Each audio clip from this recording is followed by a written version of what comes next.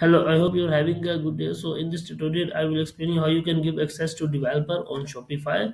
And this process is really important for you as a store owner because you don't want everyone to share the admin details that you normally use to log into your store.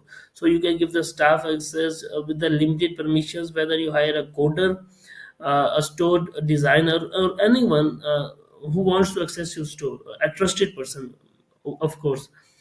So what you have to do to give access to the developer, you just have to click on the settings. And also in this tutorial, I will explain you why it is important to set up a collaborator code for your store. I will explain the reason later on. So once you open the settings, you have to click on users and permissions,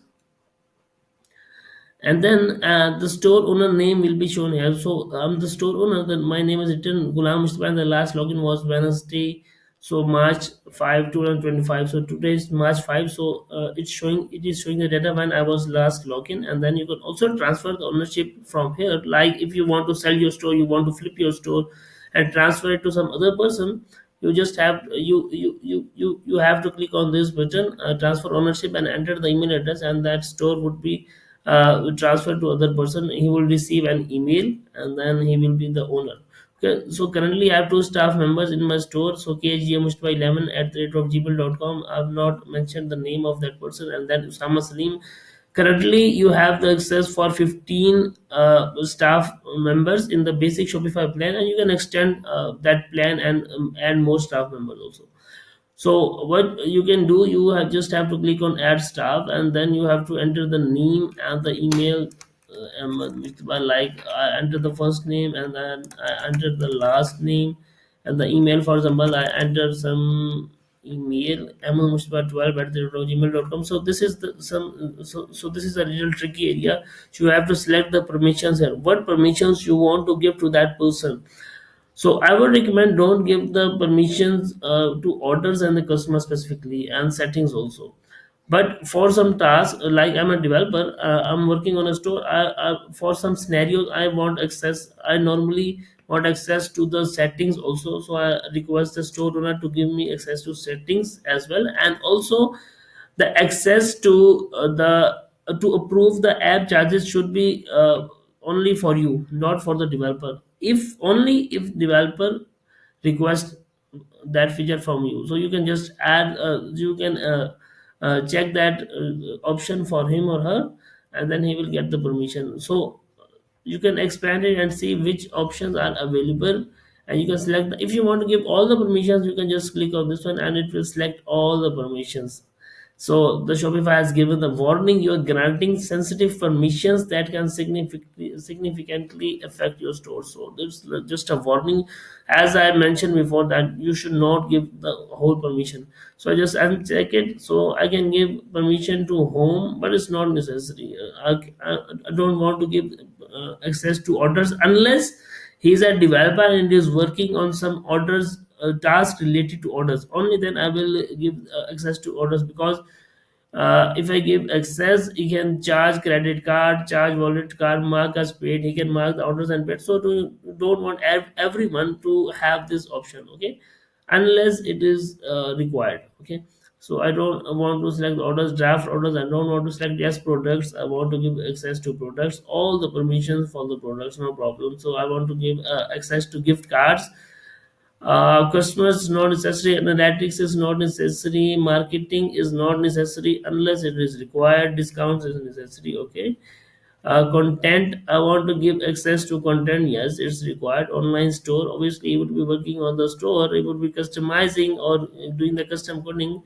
Checkout on customer accounts, I would recommend company app development. Yes, you can give it. It is not something really sensitive. And store settings, yes, you can I normally recommend to you can give the store settings, but if you have trust issues, obviously you can deselect this option.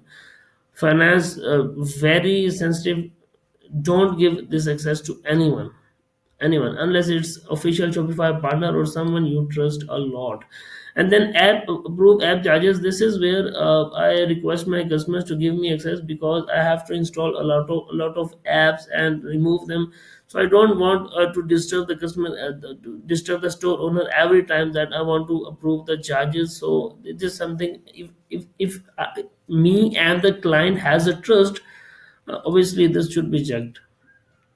Okay, so approve app charges I've selected, and then once I click on send invite, this person Amal Mustafa 12 at the rate of gmail.com will receive an email, and then he will click on the button in the email, and he will have the access. Once he will have the access, you can see at which time he log in.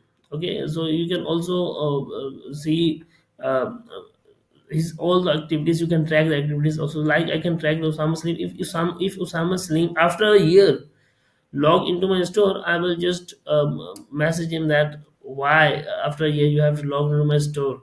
So that's where you can keep the check and balance. Okay, so that's how you can give the staff access. And one thing I explained in the start, that you should activate the collaborator request code. It means that without this code, no one can access your send request to access your store. So let me also explain why what is the importance of Shopify partners. I will also make a video for it. So Shopify partners is an ecosystem where the developers, the store, the service providers register, and they can access any client store very easily, and they can manage all the stores in one place. Like I can manage like hundreds of stores in one place, so I don't have to request for the login. So again and again, if I add some store to the Shopify partner, unless the that store owner doesn't remove me, I will have the access. Okay, so for the collaborator request, so I already mentioned that you should have the option of collaborator request code, because if you don't add this option, anyone with the URL of your store can request the staff access to you, and you will get unnecessary request.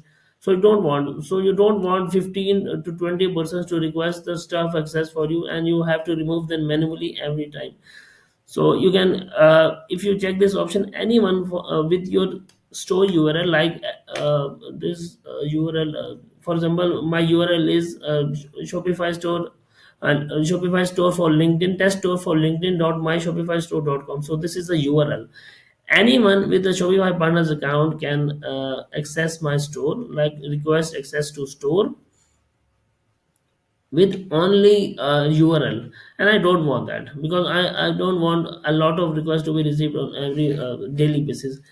For example, Shopify LinkedIn test store for LinkedIn dot my Shopify.com. Okay, so this is like the URL. This is just a dummy store, so it is not a valid store. But you can, anyone can enter this store URL and select the permissions, and you will receive the request.